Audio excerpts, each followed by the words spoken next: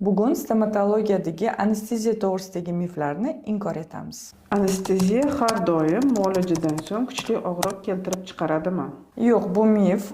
Zamonaviy anestetiklar har doim ham muolajadan keyin og'riq keltirib chiqarmaydi. Ulardan keyin tiklanish tez va oson kechadi. Anesteziya allergiya chaqirishi mumkinmi? Bu mumkin, lekin kam uchraydi. Biz gipoallergen dori vositalaridan foydalanamiz. Agar allergiya yuzaga keladigan bo'lsa, darhol yordam ko'rsatishga tayyormiz. Anesteziya hamma uchun ham to'g'ri kelavermaydi. Masalan, keksalar uchun. Shundaymi?